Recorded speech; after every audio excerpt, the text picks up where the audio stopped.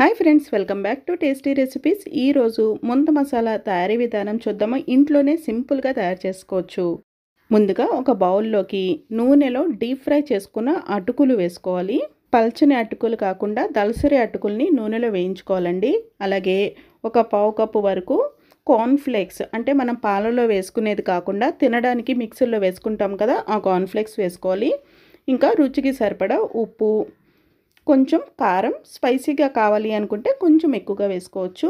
ఒక పావు చెక్క టొమాటో వేసుకోవాలి, టొమాటో ముక్కలు. టొమాటోలో గింజలు తీసేసుకుని ఈ పైన తొక్క ఉంటుంది కదా, అదే వేసుకోవాలండి. ఇంకా చిన్నది బజ్జీ ముక్కలు వేసుకోవాలి. అరటికాయ బజ్జీ అయినా లేకపోతే టొమాటో బజ్జీ అయినా ఏదైనా వేసుకోవచ్చు. ఇంకా మామిడికాయల సీజన్ అయితే దానిలోకి కొంచెం చిన్నగా కట్ చేసుకున్న మామిడికాయ ముక్కలు, ఒక అర టీ స్పూన్ వరకు చాట్ మసాలా, చిన్నగా కట్ చేసుకున్న ఉల్లిపాయ ముక్కలు వేసుకోవాలి. ఇంకా సన్నగా తరుక్కున్న కొత్తిమీర, నూనెలో ఫ్రై చేసుకున్న పల్లీలు క్రిస్పీగా ఉంటే బాగుంటాయండి. అందుకని కొన్ని ఇప్పుడు వేసుకుని తర్వాత లాస్ట్లో మనం ఈ మిక్సర్ని సర్వ్ చేసేటప్పుడు పైన కొన్ని వేసుకుందాము.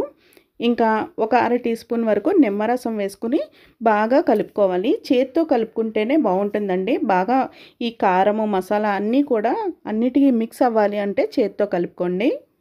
ఈ మిక్సర్లోకి ఉడికించుకున్న శనగలు, లేదంటే ఉడికించుకున్న బఠానీ, లేదంటే ఉడికించుకున్న పల్లీలు వేసుకున్నా కానీ బాగుంటుంది. అన్నీ రెడీగా ఉంచుకుంటే మనం అప్పటికప్పుడు ఇన్స్టెంట్గా తయారు చేసేసుకోవచ్చండి. ఎవరైనా ఇంటికి వచ్చినప్పుడు మనం ముందు అన్నీ కూడా ప్రిపేర్ చేసేసుకున్నాము అనుకుంటే ఎంతమందికైనా కానీ ఈజీగా ప్రిపేర్ చేసేసుకోవచ్చు.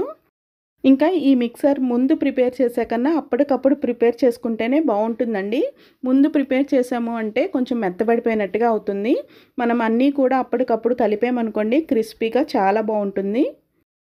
ముంత మసాలా రెడీ అయిపోయిందండి. ఇప్పుడు మనం సర్వ్ చేసుకునేటప్పుడు కూడా బయట మనకి రోడ్ సైడ్ ముంత మసాలా ఎలా అయితే మనకి సర్వ్ చేస్తారో అదేవిధంగా పేపర్ని చుట్టి దాంట్లో ఇచ్చాము అనుకోండి, పిల్లలు చాలా ఎంజాయ్ చేస్తారు. పుల్లగా, కారంగా, క్రిస్పీగా ముంత మసాలా తయారు చేసుకున్నాం కదండి. మరొక ఇంట్రెస్టింగ్ అండ్ టేస్టీ రెసిపీతో మళ్ళీ కలుద్దాము. Thank you for watching food re channel.